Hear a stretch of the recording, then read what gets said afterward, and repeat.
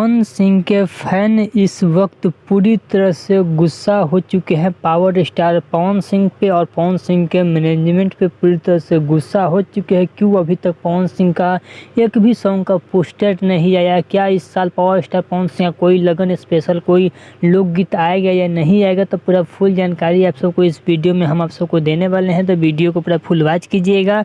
अगर अभी तक आप सब हमारे चैनल को सब्सक्राइब अगर नहीं किए हैं तो प्लीज़ सब्सक्राइब करें, वीडियो को लाइक करें, प्यार से कमेंट करें। चलिए वीडियो में आगे बढ़ते हैं, बात करते हैं भोजपुरी के पावर स्टार पवन सिंह के फैन को और पवन सिंह को लेकर। तो आप सबको बता दूं कि फैन पूरी तरह से पगला गए हैं। क्यों अभी तक एक भी सॉन्ग का पोस्टर नहीं आया?